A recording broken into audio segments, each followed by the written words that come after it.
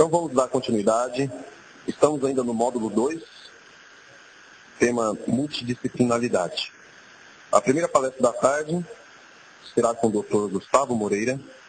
Ele é pediatra, pesquisador e coordenador do Serviço de Ventilação Mecânica Não Invasiva do Instituto do Sono, da Unifesp EPM. O tema da aula, disponibilização do BiPAP. Muito bem-vindo, Dr. Gustavo.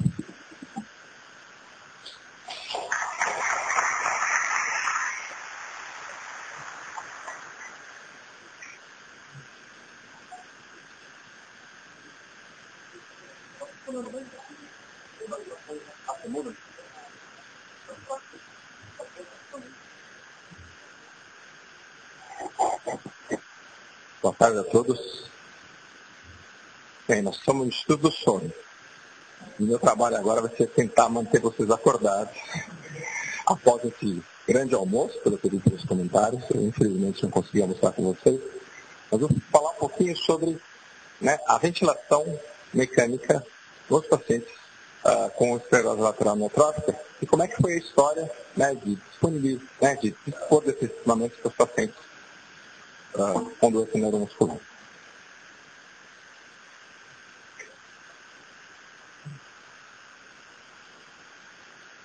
Então, como vocês podem ver,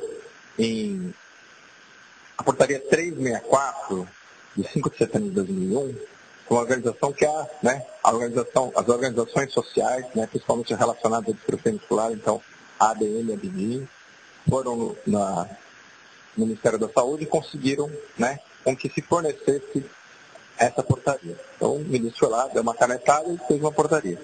Agora, entre ter a portaria e ter o evento propriamente dito, demorou um certo tempo. E cada estado teve uma solução individual. Em São Paulo, o setor de neuromuscular da Unifesp já conseguia fazer dispor dos BiPAPs para os pacientes que tinham esclerose lateral amiotrófica. Era sempre uma coisa que ia através de liminar. E o Instituto do Sono, a partir de junho de 2003, nós conseguimos fazer isso em convênio direto com a Secretaria de Saúde, a princípio do Estado, e depois, como o SUS é regionalizado, foi a Secretaria do município de São Paulo. Então, na realidade, o Instituto do Sono seria responsável em fornecer ventilação mecânica não invasiva para pacientes, no caso de distrofia muscular na época, com pacientes com doença muscular e a ventilação mecânica. Isso seria o Estado de São Paulo. E a portaria falava basicamente desses dois itens, do 38 e do 19. Então, um falava da instalação do equipamento e o outro falava de você fazer um acompanhamento e avaliação. Tá certo? Então, o indivíduo não tinha que ter só o equipamento, ele tinha que ter um profissional de saúde ajudando ele a utilizar isso e acompanhando a longo prazo.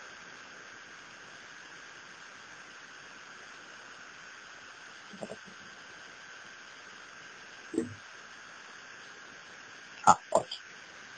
Então, o item 38 falava que você tinha que fazer um acompanhamento domiciliar que incluía uma assistência em casa, seria um enfermeiro e estava exclusivo para os portadores de distrofia muscular progressiva, que era o CID-G 71.0. E falava em ventilação nasal intermitente com pressão positiva. Tá? E a avaliação era através de um médico cadastrado, que não falava quanto tempo, mas era essa avaliação que deveria ser. Certo? Então você vê que era um enfermeiro que acompanhava e assistência domiciliar. Já o item 19 falava que você tinha que expor o equipamento e fazer a manutenção dele. Certo? Então, isso era só para a portador de distrofia muscular e fornecimento também de materiais de consumo, como máscara, traqueia, oxigênio. Certo? E aí incluía as indicações. As indicações, nessa primeira portaria, era bem clara porque era baseada no consenso da American College of Chest Physicians, que saiu em 1999. Falava que o indivíduo tinha que ter sintomas mais alterações fisiológicas. E os sintomas principais que eram incluídos eram fadiga, dispneia, cefaleia e mastite. E para ter indicações, teria que ter os sintomas, mas um desses itens aqui que a gente tem relacionados. Então, os itens são ou um gás carbônico acima de 45, ou uma oximetria noturna mostrando saturação menor que 88% por mais de 5 minutos consecutivos, uma pressão expiratória máxima menor que 60, ou a capacidade vital forçada menor que 50%. Basicamente era a indicação. E a gente vai ver que mudou um pouquinho. que aconteceu? No começo, a princípio, tinha uns 50 pacientes na fila que, em 6 meses, a gente conseguiu gradativamente iniciar a ventilação mecânica. Então, importar o equipamento, iniciar a ventilação. Só que à medida que os anos foram passando, em 2007, houve uma pressão maior do Estado, em termos de falar, puxa, mas tem tantos pacientes que precisam disso. E do outro lado, todos os outros pacientes que tinham doenças afins, não distrofia muscular, que também tinham a mesma necessidade de ventilação mecânica. Então, em janeiro de 2007, a gente fez uma estatística e viu que quem tinha esclerose lateral amiotrófica representava mais de 1/3 desse grupo de pacientes, como está representado ali. Né?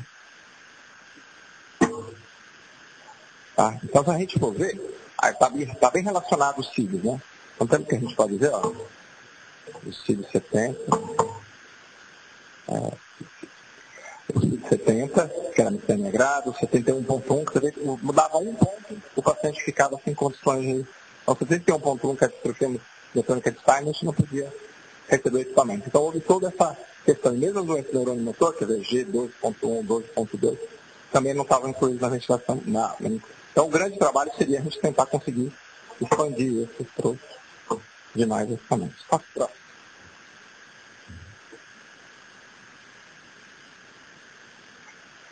E aí houve um trabalho em que, todas as sociedades de ajuda, então não foi só a BDIN, mas a Abrela, a Abrace, a todos os grupos de ajuda, mais a sociedade organizada, tentando fazer com que essa portaria se ampliasse e ela também se estendesse aos pacientes que tivessem outras doenças neuromusculares. E foi em 4 de julho de 2008 que saiu a nova portaria. Com grandes vantagens, mas alguns problemas também, que eu vou mostrar aqui para vocês. E brevemente a gente vê que, primeiro, no artigo 1 ele falava de estabelecer um rol de doenças neuromusculares incluídas com assistência ventilatória. Então ele não fala mais em distrofia muscular, mas fala doenças neuromusculares. Estabelece as indicações clínicas da uso da ventilação e ele estabelece que a Secretaria de Saúde vai ser descentralizada. Em vez de estar ligada ao Ministério, vai ser ao Estado e aos municípios.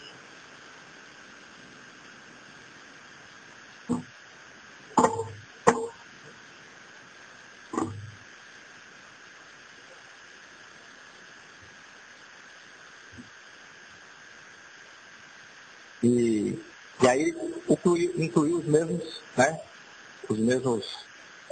itens, o item 38 e o item 19. Agora, o item 38 ele adicionou uma coisa. Além da assistência domiciliar, pode ser dado ou por um enfermeiro ou por um fisioterapeuta, para fazer mais sentido, um profissional acostumado a lidar com o problema de ventilação mecânica, falava que seja o PIPAC.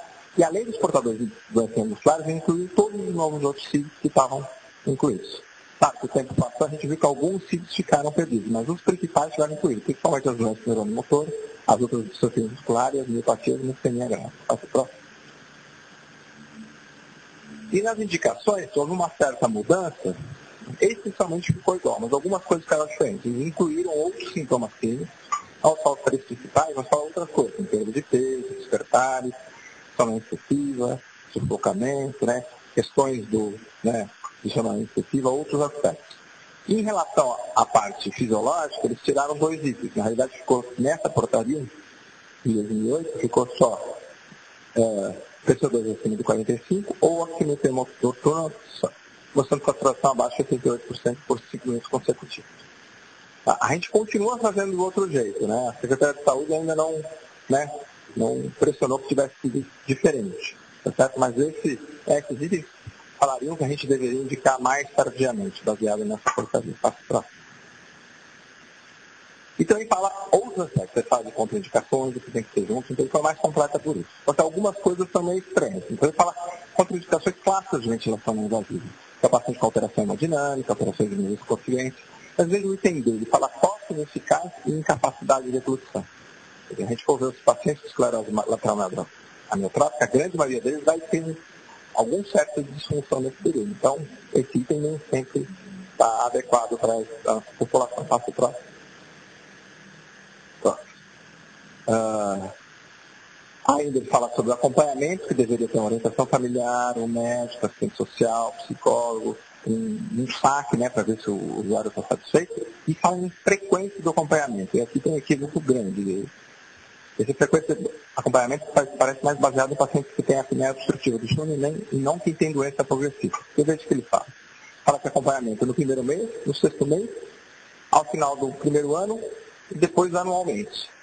Salvo exceções. Então, nós estamos todos no salvo exceções. E todos são pacientes com doenças progressivas, elas vão piorando no decorrer do tempo, em que a gente precisa fazer cada vez mais próximo acompanhamento. Então, nem sempre está escrito no papel o que acontece na realidade. Então, e o que a gente tem feito, né, desde 2003? A gente faz uma avaliação geral, que inclui a avaliação, né, do fisioterapeuta, da enfermeira, do médico, em que a gente faz história, exame físico e várias variáveis fisiológicas. A gente faz a saturação de oxigênio, o CO2 exalado, faz a espirometria para medir a capacidade vital, faz medida de esforço respiratória com a manovacometria.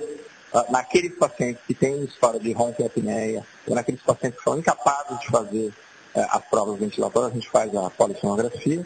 E para a gente avaliar a força da tosse, a gente também faz o pico de fluxo da tosse. Passa próximo. E a partir disso, a gente vê quem tem necessidade de acompanhamento ou não. Aí nosso tratamento ele é baseado em duas coisas. Na ventilação mecânica não invasiva, que é feita pelo BiPAP, e na profilaxia de infecções. E a profilaxia de infecções inclui, né, você fazer hiperentubação periódica com o auxílio do umbu, tá? Hipersecreção tacobronca também pode ser compressão torácica e também inclui vacina. Para alguns pacientes a gente consegue disponibilizar o equipamento de fazer tosse mecânica, né, chama tosse assistida, a ventilação tosse assistida mecanicamente. Né? Esse equipamento, né, também é caro, a gente não consegue fazer de forma universal, não está incluído na portaria, então ele tem uma ação pontual. Então por isso que a gente investe bem em fazer o AMBU, ensinar também a fazer a compressão torácica, e isso tem uma forma de a gente conseguir fazer de forma universal. Passa próximo. E aí a gente tem vários equipamentos, né? Então tem vários equipamentos no mercado que formam o BiPAP, passa próximo. Aqui estamos só mostrando a limpeza de secreção, né? O auxílio manual tosse gerar uma compressão torácica que pode ter. O AMBU, como está no desenho, o indivíduo vai ventilar com o AMBU e não vai exalar, então ele ventila uma vez, segura, ventila uma segunda vez, segura, então ele empilha uma respiração em cima da outra de forma a fazer chegar a um volume pulmonar mais alto do que é o normal do que ele ventila. Então, para quem tem uma restrição pulmonar, isso é importante, que vai melhorar a complacência, a elasticidade pulmonar. E aqui nós temos o desenho daquela máquina da tosse que pode auxiliar a tosse do paciente. Passo próximo. E aí a grande vantagem de a gente fazer a ventilação mecânica não invasiva é que a gente tem capacidade de saber se o paciente está usando o equipamento ou não. Em medicina, a gente prescreve uma medicação, a gente não sabe se o paciente vai tomar a medicação antipertensiva ou a medicação para o diabetes. Né? Já o BiPAP ou o CPAP, ele tem um chip interno que ele te dá informação. Então a gente sabe se o paciente está usando ou não, e quanto que ele está oferecendo de pressão e se aquilo está sendo suficiente ou não. Então aqui nós temos um exemplo de um paciente, que a gente vê esse gráfico do meio, tem várias barras, né? Cada barrinha é um dia, é uma noite no caso, né? E aqui são tempos de uso, e embaixo tem as pressões. Então a gente vê que isso foi um início, o paciente, né, usava bastante, agora tem pacientes que usam um pouco. Passo próximo. Então no final, o BiPAP dá várias informações, mas as mais importantes são essas. É a média de horas de uso do equipamento de pressão positiva e o percentual de dias que usa o BiPAP. Por que isso é importante? Porque às vezes tem paciente que usa 2, 3 horas da noite e tira no meio da noite. Então a nossa estratégia para ele usar mais vai ser diferente. Agora tem paciente que usa bem algumas noites, tem umas noites que esquece. Ou não vai. Nós tínhamos um jovem que não usava todo sábado. Aí depois eu fui perguntar para a família, eu nem ia saber isso se eu olhasse só no urino. Quando eu perguntei para a mãe, ela falou assim, esse é o dia que ele dorme com o pai. Os pais eram separados. Então a estratégia aí foi em conversar com o pai para ensinar para ele da importância do BiPAP. Então, né, esse equipamento te dá uma informação a mais que permite que os pacientes sejam, né, uma adesão melhor ao tratamento. E só para mostrar mais ou menos a médio prazo que a gente tem informação, tá certo? Então, nos primeiros 6 meses de início de BiPAP, a gente viu que 75% dos pacientes já estão usando ele mais do que 6 horas por noite. Que é uma coisa, né, é um número adequado. Bem, em compensação, né, 1/4 deles ainda está usando menos que 6 horas. E realmente 10% realmente usa muito pouco. E esse 10% que é o mais difícil da gente conseguir, né, entender. Muito de não usar, às vezes a gente vê que o paciente que usa mais, ou é uma questão de compreensão, ou é uma questão da gravidade da doença. O paciente já chega, né, retendo CO2, fazendo hipóxia, com bastante sintomas de falta de ar, dor de cabeça, fadiga, na hora que ele usa o equipamento, sente melhor, esse, em geral, usa bem. Os que estão numa fase inicial, nem sempre eles conseguem usar bem a curto prazo. Passa o próximo. E vamos falar um pouquinho, né, do impacto da ventilação mecânica. Né? O que isso melhoraria, né, a qualidade de vida e a sobrevida dos portadores de doença neuromuscular. Próximo. Então, essa semana eu fiz entrei lá na internet, a gente fez uma investigação da Fundação Cochrane, né, da fundação lá na cidade de Hamilton, em Toronto, que faz medicina baseada em evidência, que pega exatamente os artigos que têm mais poder para dar as informações e faz uma revisão sistemática para saber qual a informação mais adequada. Então, eles cruzaram ventilação mecânica não invasiva, esclerose lateral amiotrófica e doença neuromotor. E eles encontraram 480 estudos, mas só 23 deles eram chamados estudos randomizados. Estudo randomizado é quando você faz uma coisa de forma aleatória, tem um controle, tá certo? E na realidade, randomizado e controlado, que seria o mais adequado, só 2 estudos. Que são, por exemplo, cada um. Esse estudo de Butler e o estudo de Jackson. O estudo de Jackson avaliou só a qualidade de vida. E viu que o uso de ventilação mecânica não invasiva melhorou a qualidade de vida. E o estudo de Butler, eu vou mostrar um pouquinho mais para frente, passa pronto. Ele melhorou não só a qualidade de vida, mas como sobrevida. Então, esse gráfico está exemplificando como é que é a sobrevida. Então, vamos tentar entender. Na abscissa, nós temos a proporção de indivíduos vivos, né? Desculpe, na ordenada, os pacientes com vivos, e na abscissa, número de dias. Então, se a gente olhar a linha vermelha, são os pacientes que eles chamam de grupo controle, que é o paciente que tinha, né, tratamento tradicional sem ventilação mecânica. Então, recebia Riluzol, né, recebia todos os suportes que seriam adequados para a dieta, para a nutrição, né, só não recebia o BiPAP. E outro grupo recebeu isso, mais o BiPAP. E o que a gente pode ver que, né, a linha azul está um pouquinho mais descolada, né.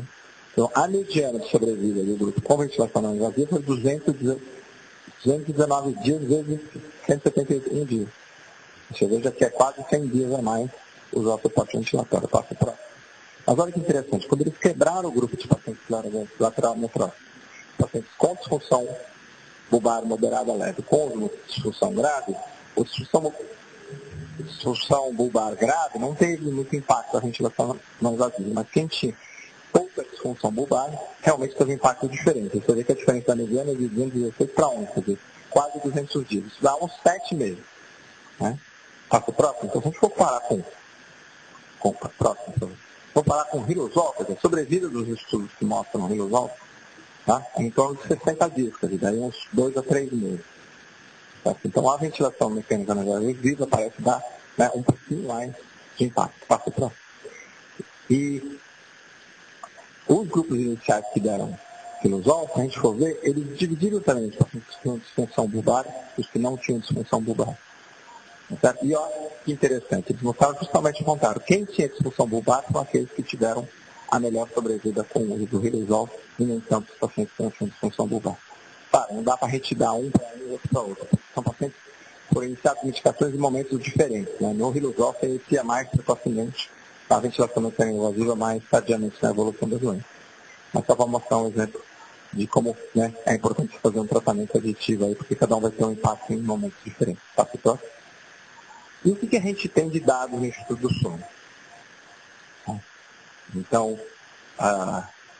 né, nesse mês, né, a gente estava olhando lá nos nossos dados, a gente já tem cadastrado mais de 2.000 pacientes com doenças neuromusculares. Tá? Desses pacientes, 26, em torno de 1%, são pacientes fora do estado de São Paulo. Então, foi um acordo que, né, o Instituto do Sono conseguiu fazer com a Secretaria de Saúde, os pacientes que vêm de estados onde não tem suporte, por exemplo, Fortaleza, em Belo Horizonte, tem locais que tem suporte, mas quem estiver em outra região, em geral, estados do lado, né? Minas, Mato Grosso, Paraná, a gente faz assistência também, então esses pacientes conseguem fazer tratamento.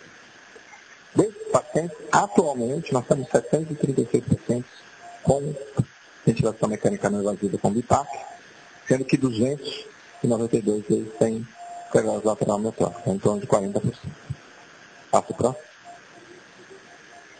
E se a gente for ver todos os pacientes que já passaram desde, né, de junho de 2003 até o dia de hoje, a gente já teve 559 pacientes com esclerose atrofia, quer dizer que, né, meio a meio entre os vivos e mortos. Passo próximo, e aí que eu acho que é mais importante a gente mostrar, tentando fazer o comparativo próximo, da sobrevida, né, no estudo sono comparado com os outros grupos, certo? A gente vê que a mediana de sobrevida dos pacientes do estado de São Paulo é em torno de 352 dias. Certo? Um pouquinho mais do que os dados usados por Burke, mas também a nossa indicação um pouquinho mais precoce. De qualquer forma, a gente vê, né, que realmente a evolução da doença é rápida, mas sobrevida em 4 anos em torno de, né, uns 10%. Passa o próximo, por favor. E claro, nada disso não seria adequado se não fosse toda a equipe, né? Nós somos 3 médicos, 9 fisioterapeutas, tem um grupo de informação e o suporte da FIP, que é a fundação que suporta a instituição. Muito obrigado.